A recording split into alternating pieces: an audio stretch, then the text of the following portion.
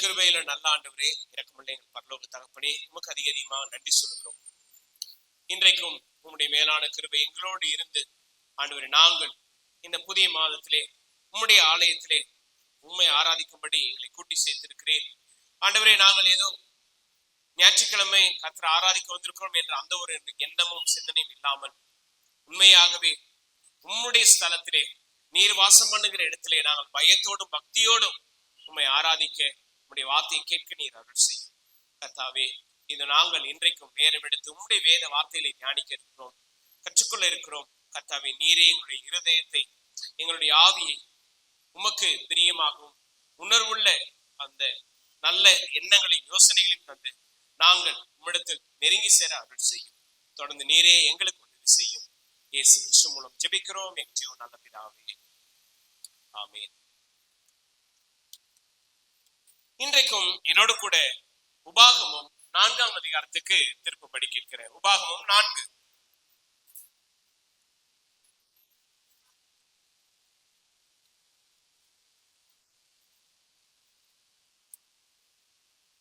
உபாகமம் 4ஆம் அதிகாரம்.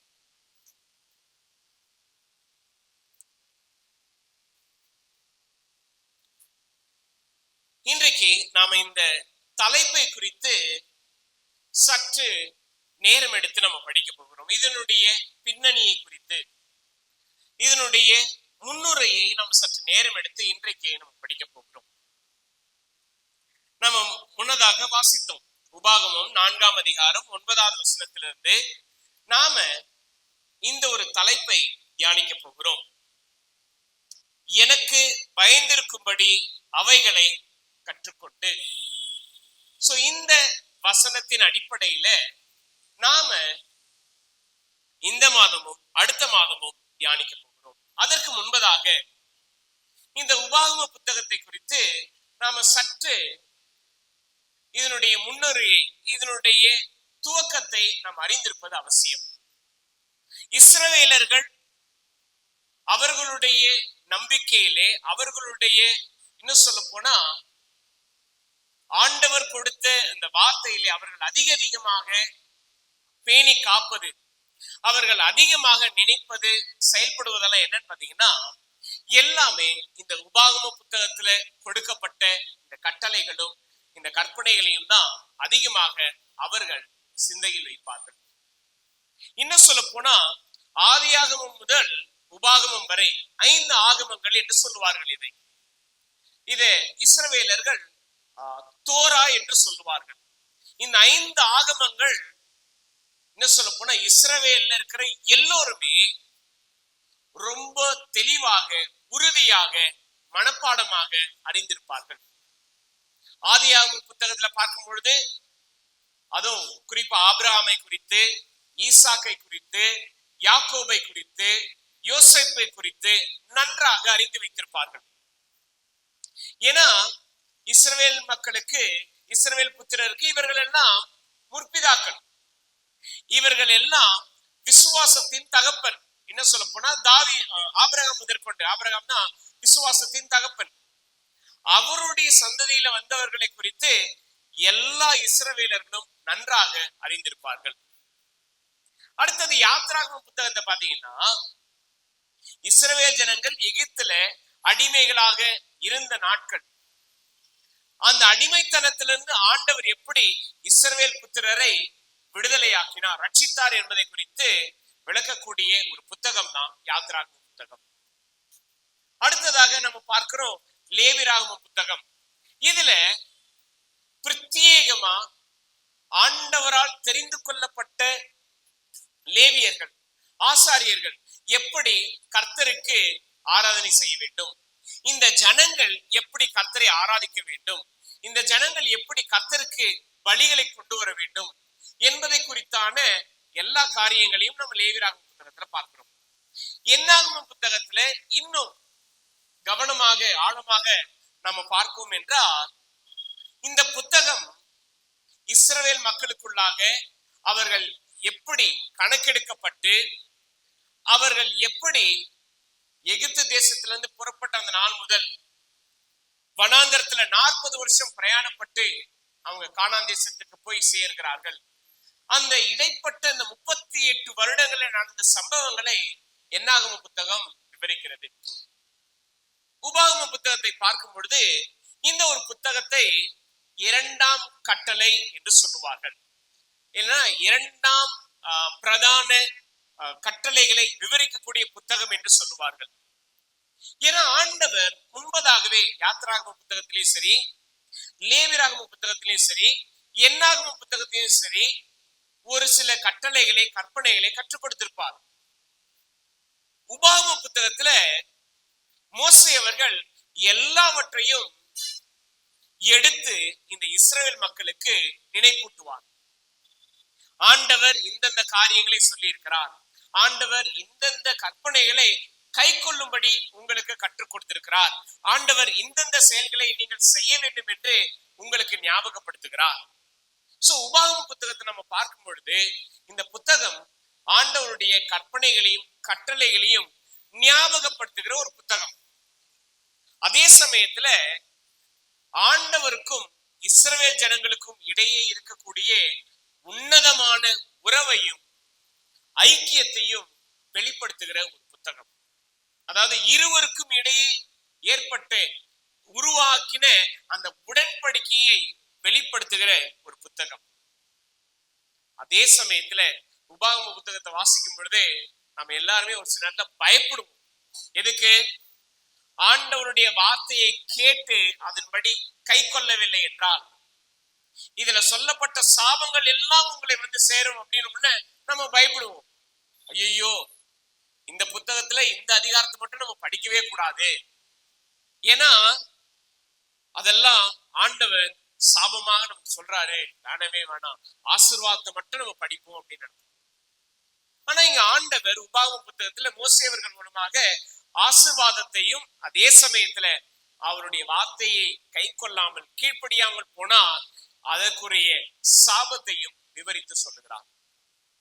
சரி, இந்த உபாகம புத்தகத்துல இவ்வளவு காரியங்கள் சொல்லப்பட்டிருந்தும் இன்றைக்கு அதுல இருந்து நாம மிக முக்கியமான ஒரே ஒரு காரியத்தை, என்ன சொல்ல போனா ஒரே ஒரு தன்மையை நாம நேரம் எடுத்து தியானிக்க போகிறோம். அது என்னன்னா கர்த்தருக்கு பயப்படுகிற பயம். எடுங்களேன், உபாகமம் 4ஆம் அதிகாரம் 9வது வசனம். நாம படிக்கிற இந்த தலைப்பை நம்ம சற்று கவனித்து பார்க்க வேண்டும். 9வது வசனத்துல நம்ம வாசிக்கிறோம், எனக்கு பயந்திருக்கும்படி அவைகளை கற்றுக்கொண்டு.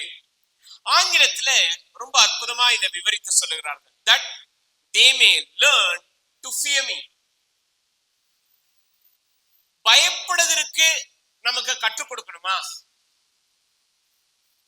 அதாவது நம்ம எல்லாருக்குமே பயந்திருக்கும்படி கற்றுத்தர வேண்டியது, கற்றுக் கொடுப்பது அவசியமா? ஆப்வியஸ்லி இல்ல. பாருங்களேன், குழந்தை பருவத்துல நம்ம என்ன பண்ணுவோம்? அம்மா என்ன சொல்லுவாங்க, ஏய் பூச்சாண்டி வரான், பேய் வரா, ஒழுங்கா சாப்பிடு, பயமுறுத்தி சாப்பாடு விட்டுவாங்க, பயமுறுத்தி தூங்க வைப்பாங்க. குழந்தைக்கு தெரியாது அது உண்மையிலேயே இருக்கா இல்லையாட்டு. ஆனா ஒரு பயம், குழந்தை பருவத்துல ஒரு பயம். குழந்தை பருவத்துல இருந்து கொஞ்சம் வளர்ந்த பிற்பாடு, அதாவது இந்த 7 வயசுல இருந்து 10, 11 வயசு, 12 வயசு பாத்தீங்கன்னா அதுல ஒரு விதமான தைரியம் வந்துடும். கண்மூடித்தனமா ஓடுறது, யார் என்ன சொன்னாலும் கேட்கறது கிடையாது, இஷ்டத்துக்கு விளையாடுறது.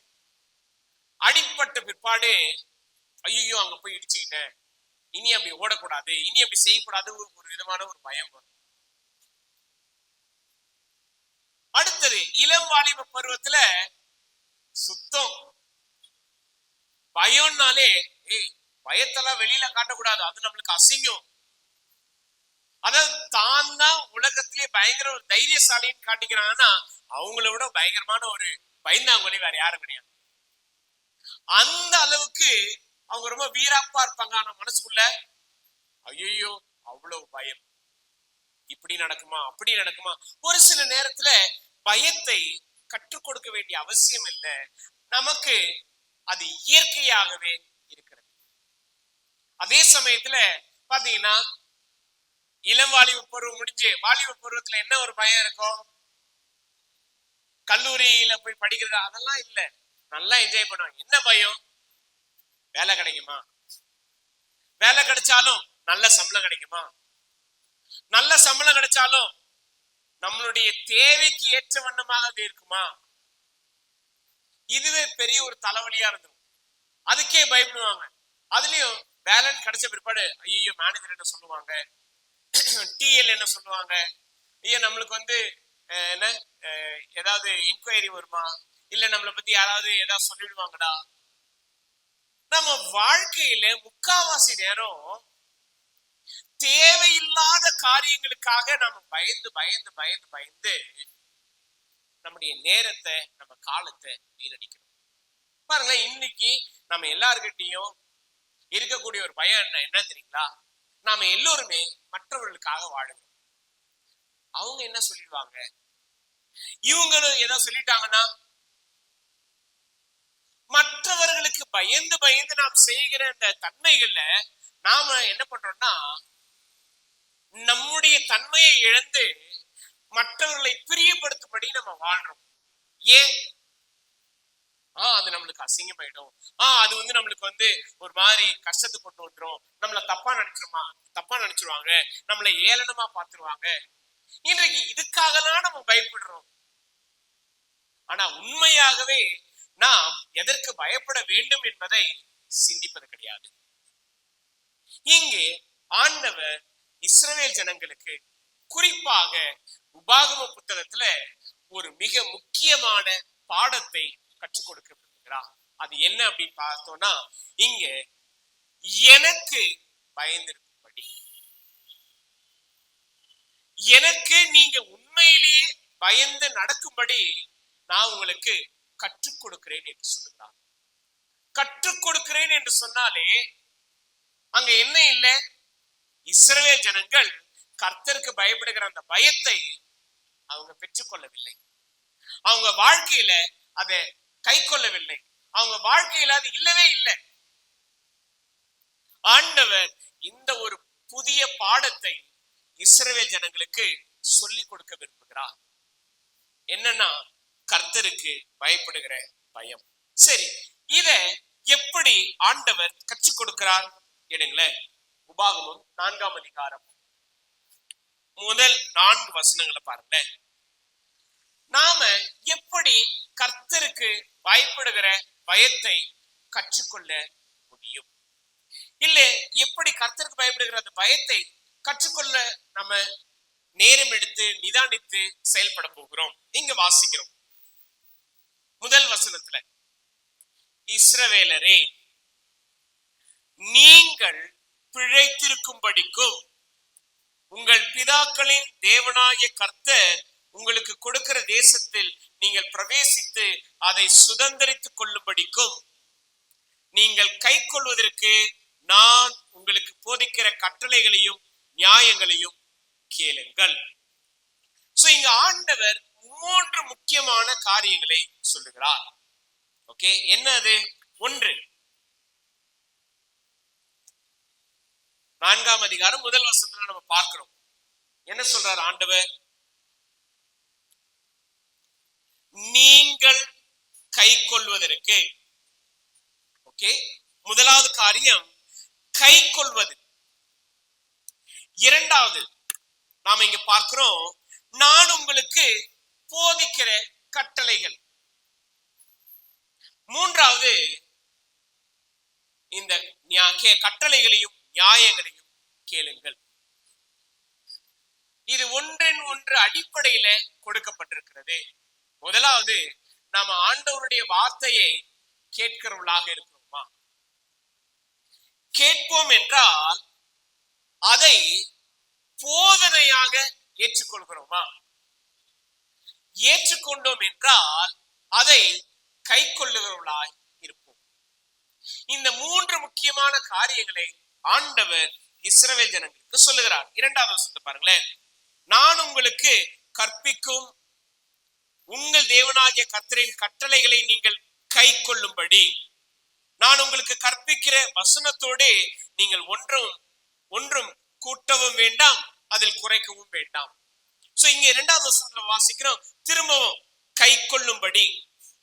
நான் உங்களுக்கு கற்பிக்கிற வசனம். சோ ஆண்டவர் அவருடைய வார்த்தைகளை கேட்கும்படி சொல்லுகிறார். அதே சமயத்துல அதை போதனையாக, அதை கற்பனையாக, வசனமாக அதை ஏற்றுக்கொள்ளும்படி சொல்லுகிறார். மூன்றாவது, அதை கை கொள்ளும்படி சொல்லுகிறார். இதுதான் அடிப்படையான அவசியமான ஒரு காரியம். எதுக்கு? கர்த்தருக்கு பயப்படுகிற அந்த பயத்தை நாம் கற்றுக்கொள்ள வேண்டும் என்றால், முதலாவது நாம் ஆண்டவருடைய வார்த்தையை கேட்கக்கூடியவர்களாக இருக்கிறோமா? இரண்டாவது, ஆண்டவருடைய வார்த்தைகளை கேட்டு அதை போதனைகளாக, கற்பனைகளாக, கட்டளைகளாக நாம் ஏற்றுக்கொள்கிறோமா? ஏற்றுக்கொண்டது மாத்திரமல்ல, அதை நாம் கை கொள்ளுவோம் என்றால் கர்த்தருக்கு பயப்படுகிற அந்த பயத்தை நாம் என்ன பண்றோம்னா, அது ஆரம்பம், அது தொடக்கம் என்பதை நம்ம பார்க்க முடியும். இங்கே ஆண்டவர் மோசே அவர்கள் மூலமாக இந்த இஸ்ரவேல் ஜனங்களுக்கு இந்த ஒரு வார்த்தையை சொல்லி ஞாபகப்படுத்துகிறார். ஆண்டவர் இங்கே இஸ்ரவேல் மக்களுக்கு கர்த்தருக்கு பயப்படுகிற பயத்தை கற்றுக் கொடுப்பதற்கான அவசியத்தை நம்ம பார்க்கிறோம். நீங்க கேளுங்க, இந்த போதனைகளை நீங்க ஏற்றுக்கொள்ளுங்க, கை கொள்ளுங்க. ஏன் இதை சொல்லணும்? இதனுடைய பின்னணி என்ன? ஆண்டவர் எதற்காக இந்த காரியங்களை கற்றுக் கொடுக்கிறார்? ஒன்று, முதல் காரியம், நாம இந்த 10 கட்டளைகளை குறித்து நம்ம பார்க்கிறோம். அதுல முதல் பிரதான கட்டளை எது? சொல்லுங்க, முதல் பிரதான கட்டளை எது? 10 கட்டளைகள்ல முதல் பிரதான கட்டளை கேக்கல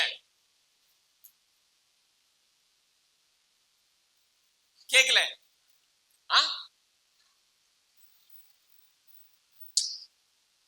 10 கட்டளைகள்ல முதல் கட்டளை என்ன கட்டளை? என்ன என்று இவனுக்கு வேறு தேவர்களை உண்டாக்க வேண்டாம். ஆண்டவர் கொடுத்த முதல் பிரதான கட்டளையே இதுதான். ஆனா இந்த இஸ்ரவேல் ஜனங்கள் என்ன செஞ்சாங்க? மோசே மலையில 40 நாள் இருந்தாரே, வரல அப்படின்னு உடனே செய்த முதல் காரியம், ஆரோனை அழைத்து, மோசேக்கு என்ன நடந்தது எனக்கு தெரியாது, எங்களை முன்னெடுத்தும்படி, எங்களுக்கு முன் செல்லும்படி என்ன பண்ணு, அந்நிய தேவர்களை உண்டாக்கு. அந்நிய தேவர்களை அவர்கள் உண்டாக்கினார்கள். ஆண்டவருக்கு பயப்படுகிற பயம் உண்மையாக இருந்திருக்கும் என்றால் இந்த ஜனங்கள் அந்நிய தேவர்களை தேடும்படி, பின்பற்றும்படி போயிருக்க மாட்டாங்க. ஏன் அவங்க அதை செஞ்சாங்க? ஏன் கர்த்தருக்கு பயப்படுகிற அந்த பயம் இல்லை? ஏன்னா ஆண்டவருடைய வார்த்தையை அவங்க கேட்கல, ஏற்றுக்கொள்ளல, கை கொள்ளல. இந்த இஸ்ரவேல் ஜனங்களுடைய நிலைமை இவ்வளமாக இருந்தது. பாருங்களேன், இந்த அடிப்படையில எல்லா காரியத்தை பாருங்களேன். எகிப்தில இருந்து வெளியில வந்துட்டாங்க. ஆண்டவர் என்ன வாக்குத்தத்தம் பண்ணினார்? பாலும் தேனும் உள்ள தேசத்தை நான் அவனுக்கு கொடுப்பேன். ஆனா என்ன நடக்குது? மோசே அவர்கள் 12 பேர் என்ன பண்றாரு? வேவு பார்க்கும்படி அனுப்புறார். அதுல திரும்பி வந்து அவங்க 10 பேர், அத 12 பேர்ல 10 பேர் வந்து தேசம் நல்லதான், ஆனா அங்க இருக்கிற மக்கள்லாம், ஜனங்கள்லாம் பயங்கரமா இருக்கிறாங்க, அவங்களுடைய பார்வையில நாங்க வெட்டிக்கிளி, எங்களை அவங்க நசுக்கி போட்டுருவாங்க, எங்களெல்லாம் இருக்க முடியாது, வாழ முடியாது, அங்க எங்களுக்கு ரொம்ப கஷ்டம். அவர்களுடைய உள்ளத்துல சந்தேகம், பலவிதமான குழப்பம், அதே சமயத்துல அவிசுவாசம், ஆண்டவர் மேல நம்பிக்கை இல்லை. ஆண்டவர் வாக்குத்தத்தம் பண்ணார், பாலும் தேனும் உள்ள ஓடுகிற அந்த தேசத்தை நான் அவங்க கொடுப்பேன் அப்படின்ட்டு. இவங்க என்ன பண்றாங்க? ஒண்ணும் பண்ணல, போய் அந்த இடத்த சுதந்திரிக்க போறாங்க, அவ்வளவுதான். ஆனா கர்த்தருடைய வார்த்தைய இவங்க நம்பல, ஏற்றுக்கொள்ளல, அதை உறுதியா கை கொள்ளல. இந்த ஜனங்களுக்கு ஆண்டவர் அவர்களுடைய செயல்பாடுகள் எல்லாவற்றையும் கவனித்து பார்க்கும்போது எனக்கு பயப்படுகிற அந்த பயம் அவர்களிடத்தில் இல்லை என்பதை அவர் இங்கே வெளிப்படுத்துகிறார். இத ஆண்டவர் இஸ்ரவேல் ஜனங்களுக்கு கற்றுக் கொடுக்கும்படி இங்க உபாகமம் 4ஆம் அதிகாரத்துல ஒவ்வொரு காரியத்தையும் விளக்கப்படுத்துகிறார். எடுங்களேன், இங்க வாசிக்கிறோம் 4ஆம் அதிகாரம் 3வது வசனத்துல, 2வது வசனத்துல, நான் உங்களுக்கு கற்பிக்கும் உங்கள் தேவனாகிய கர்த்தரின் கட்டளைகளை நீங்கள் கைக்கொள்ளும்படி நான் உங்களுக்கு கற்பிக்கிற வசனத்தோட நீங்கள் ஒன்றும் கூட்டவும் வேண்டாம், அதில் ஒன்றும் குறைக்கவும் வேண்டாம். ஆண்டவர் ஏன் இதை சொல்லணும்? எதுக்காக இதை சொல்லணும்? ஒண்ணு கூட்டமும் செய்யாத, குறைக்கவும் செய்யாது. ஏன் சொல்லணும்? இந்த ஜனங்களுடைய நிலைப்பாடு, இந்த ஜனங்களுடைய சிந்தனை எவ்வளவாக இருந்தது? இங்க ஆண்டவர் சொல்வதற்கான ஒரு காரணம், அதாவது அநேக காரணங்கள ஒரு முக்கியமான காரணம் என்ன அப்படின்னா, இந்த ஜனங்கள் கர்த்தருடைய வார்த்தையை தங்களுக்கு விருப்பமான முறையில் தங்களுடைய சூழ்நிலைக்கு ஏற்ற வண்ணமாக அதை மாற்றிக் கொள்கிறார். இன்றைக்கு கிறிஸ்தவத்துல இருக்கக்கூடிய மிக முக்கியமான ஒரு பலவீனம், பாவம் இதுதான். தங்களுடைய சூழ்நிலைக்கு ஏற்றபடி ஆண்டவருடைய வார்த்தையை மாற்றிக்கொள்ளுகிறார்கள். வீட்டுல விளக்கேற்ற கூடாது, பரவாயில்ல விளக்கேற்ற வேணா, ஆனா கேண்டில் ஏத்தலாம்.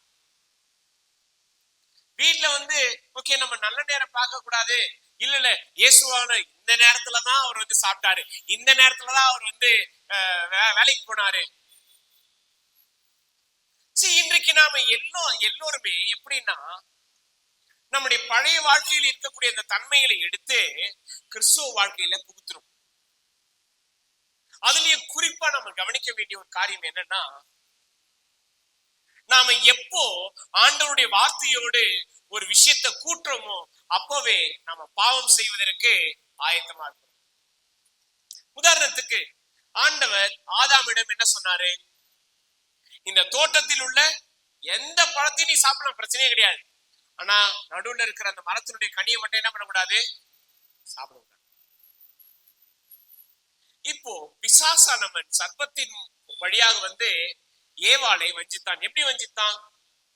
ஆண்டவர் உன்னை அது தொடக்கூடாதுன்னு சொன்னாரா, பார்க்க கூடாதுன்னு சொன்னாரா? ஆண்டவர் சொன்ன வார்த்தையை சற்று மாற்றி விட்டான். இன்னும் சொல்ல போனா அதனுடைய தன்மையை குறைத்து விட்டான், எடுத்து விட்டான். பிரச்சனை ஆரம்பிச்சது. பாவம் மனித குலத்தையே ஆட்கொண்டது. இன்றைக்கு நாம கவனிக்க வேண்டிய ஒரு காரியம், நாம ஆண்டவருடைய வார்த்தையை சொல்லுகிறோம் என்றால், பேசுகிறோம் என்றால், அதை கை கொள்ளுகிறோம் என்றால், நமக்கு இஷ்டத்தின்படி நம்முடைய விருப்பத்தின்படி அதை என்ன பண்ணக்கூடாது, கையாளக்கூடாது. இங்க ஆண்டவர் மிக தெளிவாக இஸ்ரவேல் மக்களுக்கு சொல்றாரு, நீங்க அதுல எதையும் கூட்டவும் செய்யாதீங்க, குறைக்கவும் செய்யாதீங்க. ஏன்னா இதன் மூலமாக நாம் கர்த்தருடைய கற்பனைகளை மீறி நடக்கிறவர்களாக, அவருக்கு பயம் இல்லாமல், அந்த பயத்தை கற்றுக்கொள்ளாமல் நம்முடைய சுய விருப்பத்தின்படி செய்யக்கூடியவர்களாக இருப்போம். வாசிக்கிறோம், இங்க பாருங்களேன் 3வது வசனம். பாகால் பெயரின் நிமித்தம் கர்த்தர் செய்ததை உங்கள் கண்கள் கண்டிருக்கிறது. பாகால் பெயரை பின்பற்றின மனிதரை எல்லாம் உன் தேவனாகிய கர்த்தர் உன் நடுவில் இராதபடிக்கு அடித்து போட்டார். இங்க சற்று யோசிச்சு பாருங்களேன். ஜெப கூட்டத்துல வந்தவர்களுக்கு இது தெரியும். ஆரோனுக்கும் மோசேக்கும் விரோதமாக செயல்பட்டவர்கள். இன்னும் சொல்ல போனா இவங்க எல்லோருமே லேவி கோத்திரத்தை சேர்ந்தவர்கள். இவங்க எல்லாம் பணிவிடைக்காரர்கள். இவங்க என்ன கேக்குறாங்க? ஆசாரிய ஊழியத்தை நாங்க செய்யணும், எங்களுக்கு அதை கொடுங்கன்னு கேக்குறாங்க. அதற்காக மோசேயையும் ஆரோனையும் அவங்க என்ன பண்றாங்கன்னா எதிர்த்து பேசுகிறார்கள், முறுமுறுத்தார்கள். அதே சமயத்துல கல்லால் அடித்து கொலை செய்யும்படி அவங்க முன் வராங்க. அவர்களுடைய நிலை என்னவா இருந்தது? ஆண்டவருடைய சிக்ஷை இருந்தது. அவர்கள் முழுவதும், அதாவது அந்த கூட்டத்தார் முழுவதும் என்ன பண்ணாங்கன்னா அழிக்கப்பட்டார்கள். இத கண்கூடா பார்த்திருந்தும் இஸ்ரவேல் ஜனங்கள் கர்த்தருக்கு பயப்படுகிற அந்த பயத்தை கற்றுக்கொள்ள. இன்றைக்கு நம்ம வாழ்க்கையில நடக்கிற ஒவ்வொரு சந்தர்ப்ப சூழ்நிலைகள், ஒவ்வொரு செயல்பாடுகள்ல ஆண்டவர் நம்மை அனுமதிக்கிறார் என்றால் அதிலிருந்து ஒரு பாடத்தை கற்றுக்கொள்வதற்காக, அதிலிருந்து நாம் மிக முக்கியமான ஆவிக்குரிய சத்தியத்தை அறிந்து கொள்வதற்காக அனுமதிக்கிறார். அதையும் நாம் கற்றுக்கொள்ளவில்லை என்றால் நம்மளுடைய ஆவிக்குரிய ஜீவியம், நம்முடைய வாழ்க்கை எவ்வளமாக இருக்கும் என்பதை நாம் ஆராய்ந்து பார்க்கிறோம். இங்கே இஸ்ரவேல் ஜனங்களுக்கு ஆண்டவர் ஞாபகப்படுத்துகிறார். இந்த பாகால் பெயரை பின்பற்றினவர்கள், அதை தொழுது கொண்டவர்கள், அதற்கு ஆராதனை செய்தவர்கள், அவங்களுடைய நிலைமை என்ன அதை நீங்க பாத்தீங்க. கர்த்தருக்கு பயப்படுகிற அந்த பயத்தை கை கொள்ளுங்கள் என்று சொல்கிறார். இது நாம இன்னும் உறுதியா பார்க்க வேண்டும் என்றால் இதற்கான நன்மை என்ன? நம்ம இங்க 6வது வசனத்துல நம்ம வாசிக்கிறோம், 5:6. கர்த்தருக்கு பயப்படுகிற பயம் எப்படிப்பட்ட நன்மைகளை கொண்டு வரும்? இங்க வாசிக்கிறோம், நீங்கள் சுதந்திரித்துக் கொள்ளும்படி பிரவேசிக்கும் தேசத்தில் நீங்கள் கை கொள்ளும் பொருட்டு என் தேவனாகிய கர்த்தர் எனக்கு கற்பித்தபடியே நான் உங்களுக்கு கட்டளைகளையும் நியாயங்களையும் போதித்தேன். இங்கே மோசே அவர்கள் மிக தெளிவாக ஒரு காரியத்தை சொல்லுகிறார். ஆண்டவர் நம்மளுக்கு சுதந்திரித்துக் கொள்ளும்படி கானான் தேசத்தை தருவார். அந்த தேசத்துல நாம எப்படி வாழணும், எப்படி இருக்கணும், எப்படி நாம செயல்படணும் அப்படின்றத அவர் கொடுத்த அந்த கட்டளைகள் மூலமாக, கற்பனைகள் மூலமாக நாம் அறிந்து கொள்கிறோம். இன்றைக்கும் நாம் கிறிஸ்தவர்களாக கர்த்தரால் ரட்சிப்பை பெற்றுக்கொண்டு இப்படிதான் வாழணும், கர்த்தருக்கு பயந்து பரிசுத்தமா இருக்கணும் அப்படின்றதுக்கான அவசியம் என்ன? ஏன்னா ஆண்டவர் நமக்கு பரம தேசத்தை சுதந்திரமாக கொடுத்திருக்கிறார். அந்த தேசத்திலே, பரலோகத்திலே நமக்கு உறுதியான ஒரு இடம் இருக்கிற என்ற அந்த அங்கீகாரத்தை கொடுத்திருக்கிறார். அதை நாம் சுதந்திரிக்கும்படி இந்த பூமியில கர்த்தருக்கு பயந்து அவருடைய வார்த்தைகளை கை கொண்டு நடப்போம் என்றால் அந்த பரம தேசம் நமக்கு சொந்தம். இங்கே இத மோசே அவர்கள் இஸ்ரவேல் மக்களுக்கு நினைப்பூட்டுகிறார். வாசிக்கிற 6வது வசனம், ஆகையால் அவைகளை கை கொண்டு நடவுங்கள், ஜனங்களின் கண்களுக்கு முன்பாகவும் இதுவே உங்களுக்கு ஞானமும் விவேகமாய் இருக்கும். அவர்கள் இந்த கட்டளைகளை எல்லாம் கேட்டு இந்த பெரிய ஜாதியே ஞானமும் விவேகம் உள்ள ஜனங்கள் என்பார்கள். இங்கே ஆண்டவருடைய வார்த்தையை கை கொள்ளுகிறவர்கள் எப்படிப்பட்டவர்களாக இருப்பார்கள் என்றால் ஞானமும் விவேகம் உள்ள ஜனங்களாக இருப்பார்கள். ஓகே, இன்றைக்கும் நம்ம நிறைய இந்த அட்வர்டைஸ்மெண்ட் பாக்குறோம். ஓகே, கோடை காலம், இதனால பிள்ளைகளுக்கு நிறைய ஆக்டிவிட்டிஸ் இருக்கு. பாத்தீங்கன்னா இந்த கோடை காலத்துல இந்த வேதா மேக்ஸ் அப்படின்னு ஒரு ஆன்லைன் கிளாஸ் இருக்கு. அதுக்கப்புறம் பாத்தீங்கன்னா மெடிடேஷன் கிளாஸ் இருக்கு, அப்புறம் ஆர்ட் கிளாஸ் இருக்கு. எல்லாம் செய்யறாங்க. புது புது விதமான முறையில பிள்ளைகளுக்கு என்னன்னா அவங்க அறிவுள்ளவர்களாக, திறமைசாலிகளாக உருவாக்க வேண்டும் என்பதற்காக நிறைய முகாம்களை என்ன பண்றாங்கன்னா உருவாக்குகிறாங்க. நான் உண்மையிலேயே சொல்றேன், நம்முடைய பிள்ளைகள் ஞானமும் விவேகம் உள்ளவர்களாக இருக்க வேண்டும் என்றால் வேத வார்த்தைகளை கற்றுக் கொடுங்க. நீங்க வெளியில போய் இந்த கிளாஸ் அந்த கிளாஸ், இந்த இதுல படிச்சா என்னுடைய பையனுடைய ஐக்கியூ, என் பொண்ணோட ஐக்கியூ 1200 டைம்ஸ் அதிகமாகும், இவ்வளவு அதிகமா அவங்க திறமைசாலியா இருப்பாங்க, அதெல்லாம் நீங்க நம்பாதீங்க.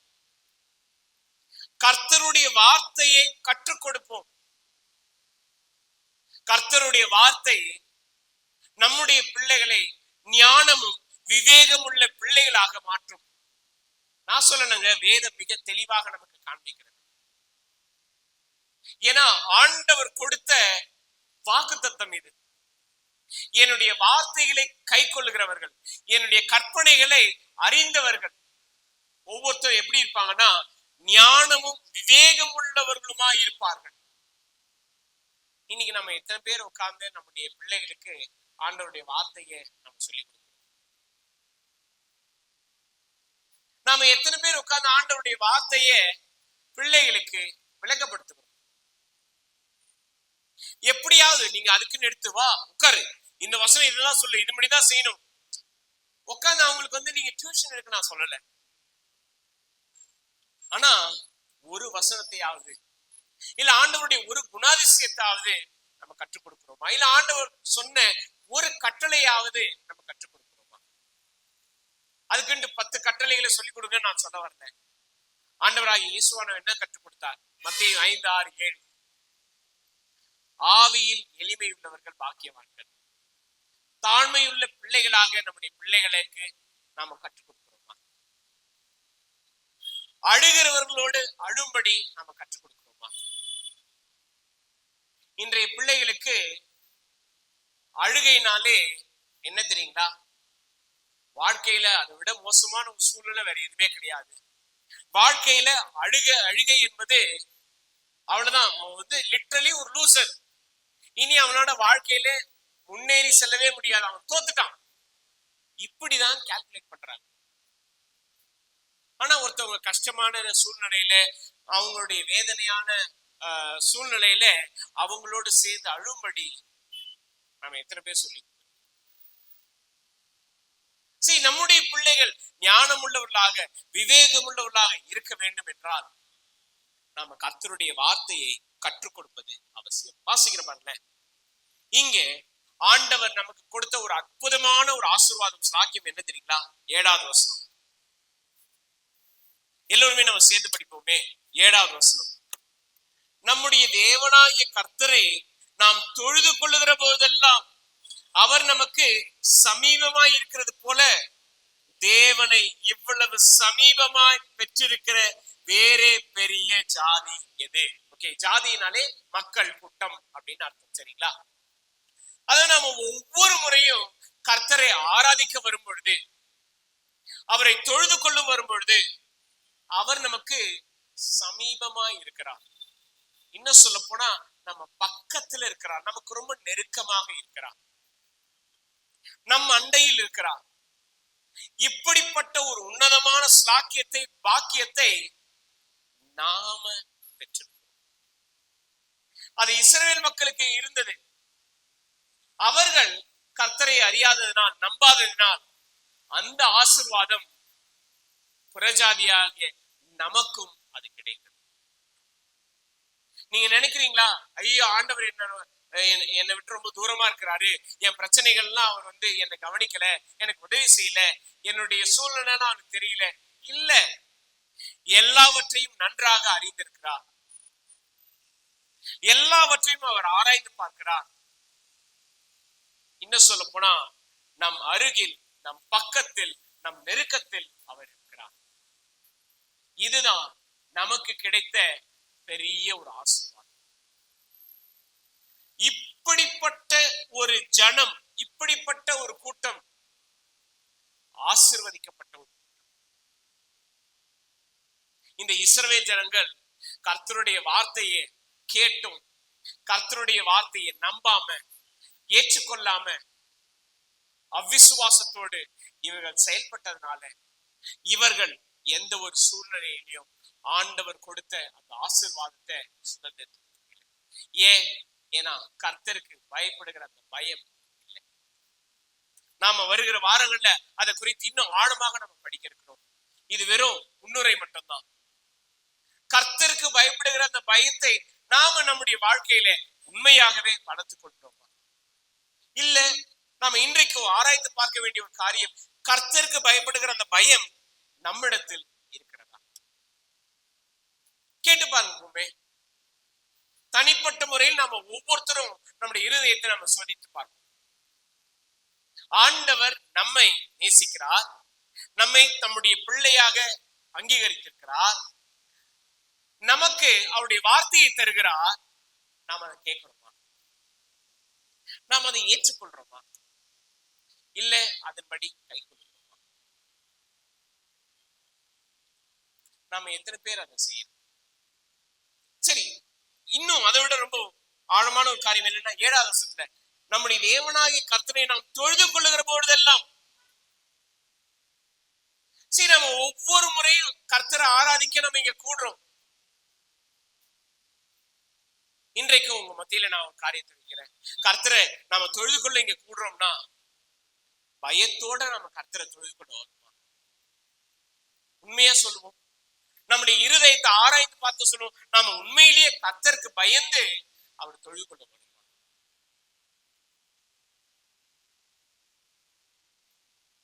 நமக்கு உண்மையிலேயே கர்த்தர் நம்மிடத்தில் கர்த்தருக்கு பயப்படுகிற அந்த பயம் உண்மை. கர்த்தரை தொழுது கொள்வது என்பது எல்லாம் நம்முடைய இஷ்டத்தின்படிதான், நம்முடைய விருப்பத்தின்படிதான், நம்முடைய சூழ்நிலையின்படிதான். கர்த்தருக்கு உண்மையாக நாம் பயந்திருப்போம் என்றால், கர்த்தருடைய வார்த்தையை நாம் கேட்டு அதை ஏற்றுக்கொண்டு கை கொள்வோம் என்றால், நாம பயத்தோடு நடுக்கத்தோடு கர்த்தரை தொழுது கொள்வோம். கர்த்தரை தேடுவதில் நம்மிடத்தில் மாற்றம் இருக்கும்.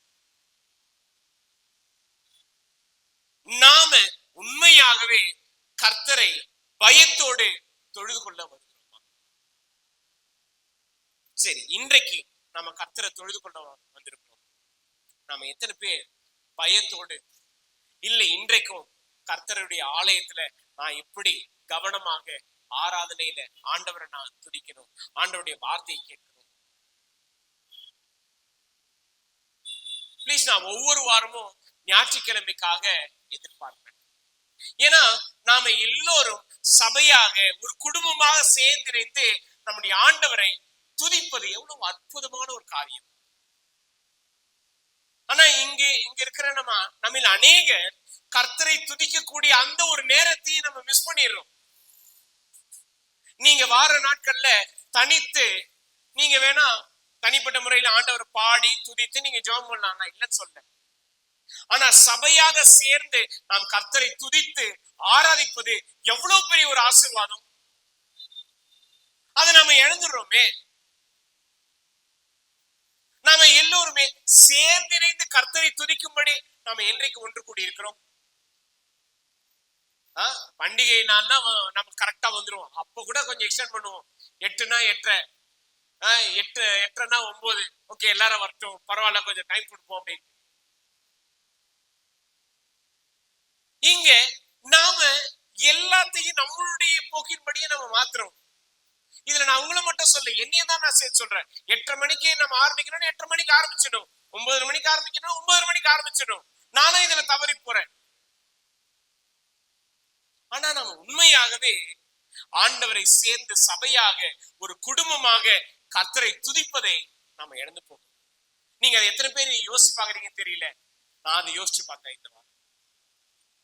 நாம எல்லோருமே சேர்ந்து கர்த்தரை கம்பீரமாய் பாடி துதிப்பது எவ்வளவு ஒரு ஆனந்தமான ஒரு விஷயம். அது கர்த்தர் விரும்புகிற ஒரு காரியம். நம்ம என்னைக்கு செஞ்சிருக்கோம் அதை? காணிக்கை சமயத்துல கடைசி பாட்டுல மட்டும் நம்ம பாடுவோம். எதுக்கு பாடுவோம்? அப்பாடா ஆராதனை முடிஞ்சு போச்சு, அப்பாடா இதுக்கப்புறம் நம்ம போய் நம்மளுடைய சொந்த காரியங்களை பார்க்கலாம். நம்ம எல்லோருக்குமே வேலை இருக்கிறோம், இல்லைன்னு சொல்லல. ஆனா கர்த்தரை நாம் எப்படி பயத்தோடு பக்தியோடு தொழுது நம்மளுடைய மனசாட்சிக்கு நாம இன்னமும் ஐயோ ஆண்டவரை துதிக்கக்கூடிய அந்த ஒரு நேரத்தை நான் மிஸ் பண்றேன் அப்படின்னு உணர்வில்லாம இருக்கிறோம்னா அதுக்கு காரணம் கர்த்தருக்கு பயப்படுகிற அந்த பயம் இல்லாததுனாலதான்.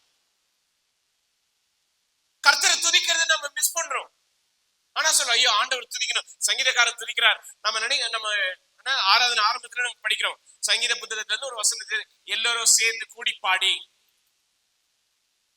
உண்மையிலேயே ஒவ்வொரு முறையும் நான் படிக்கும்போது என்னைக்காவது ஒரு நாள் எல்லாரும் சேர்ந்து கூடி கர்த்தரை பாட முடியாதா, துதிக்க முடியாதா? அந்த ஒரு நாள் வராதா? ஏன்னா இன்னைக்கு நாம எல்லோரும் நம்முடைய விருப்பத்தின்படி வரும் தவிர கர்த்தருக்கு பயந்திருப்போம் என்றால் கர்த்தருடைய ஆராதனை படி.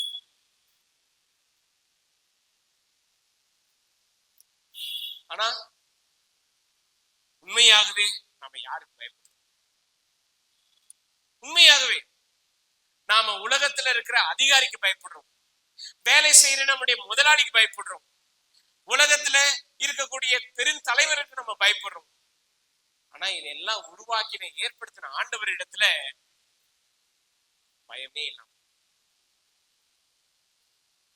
இந்த இஸ்ரவேல் ஜனங்கள் அப்படிதான் செஞ்சாங்க. நம்ம ஒரு சின்ன நாட்டுல ஐயோ இந்த இஸ்ரவேல் ஜனங்களா எவ்வளவு மோசம், இப்படி எல்லாம் இருந்திருக்காங்களே, பிளீஸ் நாமெல்லாம் ரீஃபர்பிஷ்ட் வெர்ஷன், அதாவது அவங்கள போலதான் நாமளும் இருந்தோம். என்ன ஒண்ணு நம்மள வெளியில கொஞ்சம் பட்டி பார்த்து பலபலன்னு வச்சிருக்கிறோம், அவ்வளவுதான். பிசாசானவன் நம்மளை ஏமாத்தி வச்சிருக்கிறான். ஆனா நம்முடைய உள்ள உண்ணமும் அப்படிதான் இருக்கு. ஏன்னா நம்ம கர்த்தருக்கு பயப்படுகிற அந்த பயத்தை கற்றுக்கொள்ளாமல் இருக்கிறோம், கர்த்தருக்கு பயப்படுகிற அந்த பயத்தை அறிந்து கொள்ளாமல் இருக்கிறோம். இன்னும் சொல்ல போனா நம்ம வருகிற வாரங்கள்ல படிக்கும், ஈவன் கர்த்தருக்கு கொடுக்கிறதுக்கான காரணம் என்ன தெரியுங்களா? கர்த்தருக்கு பயப்படுகிற வேண்டும் என்ற அந்த பயத்தை கற்றுக்கொள்வதற்காக தான் நம்ம கொடுக்கிறோம். நம்ம சொல்லுவோம், ஆண்டவர் எனக்கு இதை செஞ்சாரு, நன்மை செஞ்சாரு, ஃபைன். ஆனா ஏன் நம்ம காணிக்க கொடுக்கிறோம்? கர்த்தருக்கு பயப்படுகிற அந்த பயத்தை கற்றுக் கொடுக்கும்படிதான் நம்ம கொடுக்கிறோம். இன்றைக்கு நம்ம எல்லா நிலைகளிலும் எல்லா காரியங்களிலும் கர்த்தருக்கு பயப்படுகிற பயம் இல்லாமல் செய்கிறோம். ஆராதனையா, பாட்டு பாடுறது, கர்த்தருக்கு பயந்து நம்ம பாடணும். வேத வசனத்தை மனப்பாடம் செய்வது, கர்த்தருக்கு பயந்து நம்ம மனப்பாடம் பண்ணணும். கர்த்தருடைய வார்த்தையை கேட்பது, கர்த்தருக்கு பயந்து நாம அதை கேட்கணும். ஏன்னா கேட்டு பெற்றுக்கொண்டு கை கொள்ளும் பொழுதுதான் இன்னும் அதிகமா கர்த்தருக்கு பயப்படுகிற அந்த பயத்துல வளரும். அது இல்லாத பட்சத்துல என்னவா?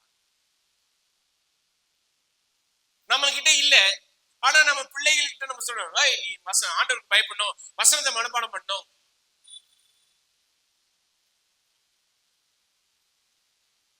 நம்ம கிட்ட இல்லாம நாம காண்பிக்காம நம்முடைய பிள்ளைகிட்ட சொல்ல முடியாது. ஏன்னா எல்லாம் நம்ம எல்லாருக்குமே ஒரு வசனம் தெரியும், கர்த்தருக்கு பயப்படுதலே அதெல்லாம் நம்மளுக்கு கரெக்டா தெரியும். அந்த கடைசி பாட்டு தெரியும், ஃபர்ஸ்ட் பாட்டு தெரியாது. கர்த்தருக்கு பயப்படுறது,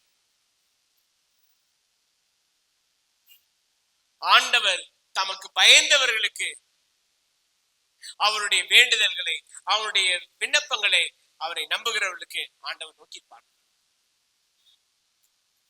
இன்னைக்கு நாம உண்மையிலேயே கர்த்தரை நோக்கி ஏறெடுக்கிற ஜெபங்களுக்கு ஏன் பதில் வரல? பார்ட் ஆஃப் த ரீசன் நாம கர்த்தருக்கு பயப்படுகிற அந்த பயம் இல்லாததுனால ஆண்டவர் நம்முடைய ஜெபங்களுக்கு பதில் கொடுக்கல. தமக்கு பயந்தவர்களுடைய விண்ணப்பத்தை, அவர்களுடைய காரியங்களை ஆண்டவர் செவி கொடுத்து கேட்கிறார் என்று வசனம் சொல்லுகிறது. இன்னைக்கு நாம எத்தனை பேர் பயந்து கர்த்தரிடத்தில் ஜெபிக்கிறோம்? எனக்கு அருமையானவர்களே, இன்றைக்கு இந்த உபாகமம் 4ஆம் அதிகாரத்தில் நாம பார்க்கிறோம், ஆண்டவர் இந்த காரியங்களை இஸ்ரவேல் மக்களுக்கு முன்மொழிகிறார், முன்வைக்கிறார். நான் உங்களுக்கு எனக்கு பயப்படுகிற அந்த பயத்தை குறித்து நான் உங்களுக்கு கற்றுக் கொடுப்பேன் என்று சொல்கிறார். நாம வருகிற வாரங்கள்ல இல்லை, இன்றையிலிருந்து நம்முடைய இருதயத்தை நாம திறந்து கொடுப்போம். ஆண்டவரே, உங்களுக்கு பயப்படுகிற அந்த பயத்தை நான் கற்றுக்கொள்ளும்படி என் இருதயத்தை திறந்தார். ஆண்டவரே, இந்த மாதத்திலிருந்து என்னுடைய வாழ்க்கை கர்த்தருக்கு பயந்து நடக்கக்கூடிய ஒரு வாழ்க்கையா இருக்கும்படி நல்ல ஒரு ஆர்வமாக இருக்கட்டும் என்று நம்ம சொல்லி ஒவ்வொரு வாரமும் நம்ம வசனத்தை கேட்கிறோம். இன்னும் 2 வாரத்துல பாத்தீங்கன்னா நம்ம முன்னாடி படித்த அந்த 2 மாதத்தினுடைய தலைப்பு, அந்த பகுதி, அந்த விசுவாசத்தினுடைய செயல்பாடு, இது எல்லாத்தையும் நம்ம மறந்துடுவோம். அது எல்லாத்தையும் திரும்ப படிச்சாதான், பாஸ் இது சொன்னார்ல, இதை சொன்னார்ல, அது சொன்னார்ல, ஞாபகம் வரும். ஆனா அதையும் நாம திரும்ப திரும்ப படித்து தியானித்து ஆராய்ந்து பார்த்து வளரக்கூடியவர்களாக இருக்கும். இங்க வாசிக்கிறோம், எங்க 8வது வசனத்துல,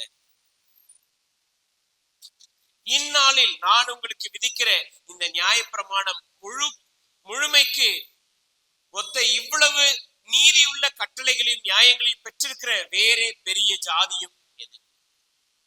நீங்க இங்க நிறைய பேர் சொல்லலாம், இந்த சபையில சத்தியத்தை நல்லா படிச்சு கொடுக்குறாங்க, வசனத்தை விளக்கப்படுத்தி சொல்லி கொடுக்குறாங்க,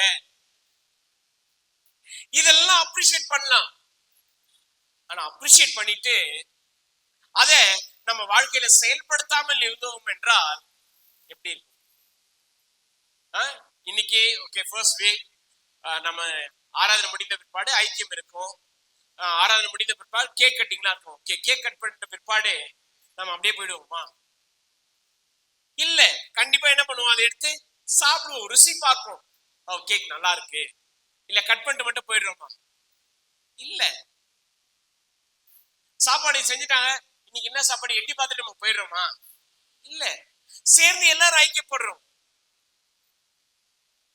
ஆனா கர்த்தருக்கு பயப்படுறதுன்னு சொன்னா, ஐயோ வேணாம், நான் பாக்குறேன் ஆனா நான் தொட மாட்டேன், நான் பாக்குறேன் ஆனா அதுல பங்கு பெற மாட்டேன், அது இருக்கு ஆனா எனக்கு வேணாம். இப்படிதான் நம்முடைய கிறிஸ்துவ ஜீவியத்தை நம்ம பார்க்கணும்.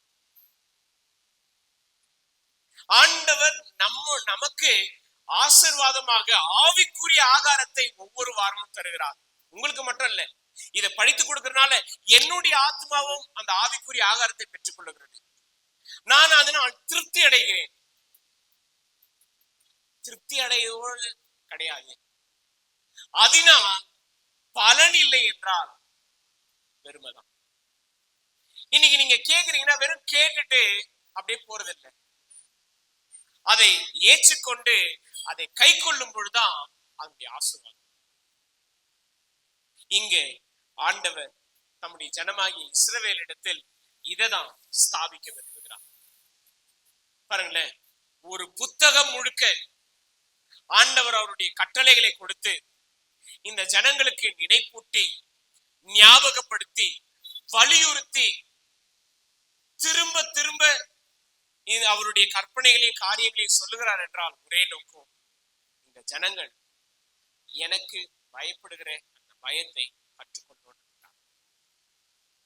இன்றைக்கும் ஆண்டவர் நம்மிடத்தில் ஒரு உன்னதமான ஒரு பாடத்தை கற்றுக் கொடுக்க விரும்புகிறார். என்னன்னா, அவருக்கு பயப்படுகிற அந்த பயம். அதை நாம கற்றுக்கொள்ள தீர்மானிக்கணும். அடுத்த வாரம் நீங்க சபைக்கு வரீங்கன்னா நம்முடைய நோக்கம், நம்முடைய சிந்தை, நம்முடைய கவனம் எதுல இருக்கும்? இன்றைக்கும் நான் கர்த்தரை பயத்தோடு ஆராதிக்க போறேன். இன்றைக்கும் கர்த்தருக்கு பயப்படுகிற அந்த பயத்தை குறித்து கற்றுக்கொள்ள நான் இங்க வந்திருக்கிறேன். கர்த்தருக்கு பயப்படுகிற பயத்தை குறித்து இன்றைக்கும் ஆண்டவருடைய வார்த்தையிலிருந்து நான் கற்றுக்கொள்ள போகிறேன். அந்த ஒரு எண்ணத்தோட, தீர்மானத்தோட. அப்படி இல்லைன்னா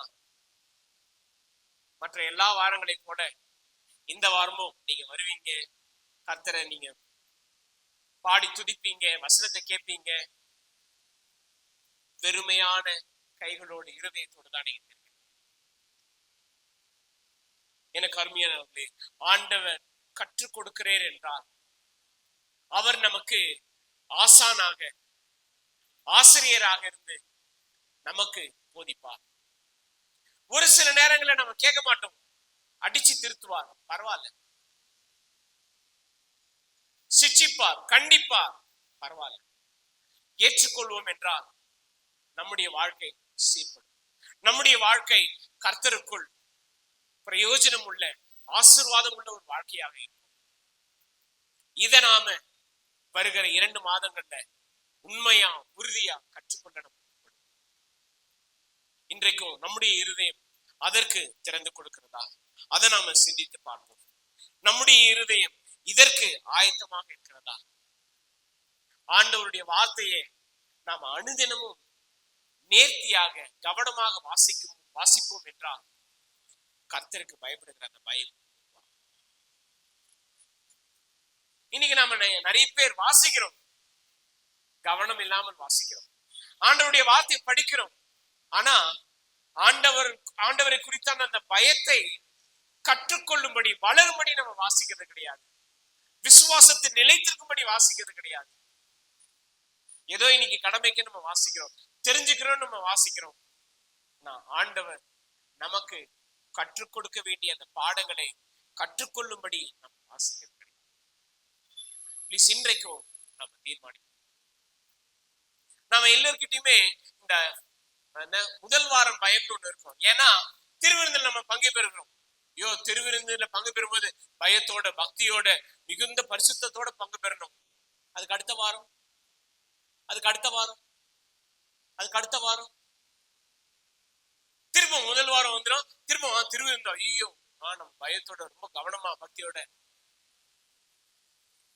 என்ன சொல்ல போனா நாம இத்தனை ஆண்டுகளாக இப்படிதான் வேஷம் போட்டு வாழ்ந்து கொண்டு கர்த்தருக்கு பயப்படுகிற அந்த பயம் இல்லாமல் நாம முதல் வாரத்தில் மட்டும் பயம் என்கிற அந்த ஒரு ஆடையை போட்டுட்டு இருக்கோம். அவ்வளவுதான். யார் பாக்குறாங்களோ இல்லையோ ஆண்டவர் நிச்சயமாக அறிந்திருக்கிறார். ஆண்டவர் நம்முடைய எண்ணங்களை, நம்முடைய உள்ளத்தின் யோசனைகளை ரொம்ப தெளிவா பாதுக்கிறார். அதாவது எக்ஸ்ரே ஸ்கேனை விட ரொம்ப தெளிவா தெரியும். இது போலித்தனமான ஒரு நடிப்பு, இது போலித்தனமான ஒரு பயம், இது படம் காட்டுற பயம், எல்லாம் தெளிவா தெரியும். ஆண்டவர் கற்றுக் கொடுக்கிற அந்த பயம் நமக்கு இருக்கும் என்றால் அது கடைசி வரைக்கும் நடக்கும். அந்த ஒரு காரியத்தை நாம் உண்மையா கற்றுக்கொண்டிருப்போம் என்றால் அது கடைசி வரைக்கும் தங்கியது. இன்றைக்கும் தயவு செய்து நாம் சிந்தித்து பார்ப்போம். இந்த ஒரு வாரம் மாத்திரமல்ல, மாதத்தினுடைய முதல் வாரம் மாத்திரமல்ல, எல்லா வாரமும் நாம் கர்த்தருக்கு பயந்து, கர்த்தர் கற்றுக் கொடுக்கிற அந்த வார்த்தையில அவருக்கு பயப்படுகிற அந்த பயத்தை நாம் முதலாவது கற்றுக்கொள்ள முற்படும்.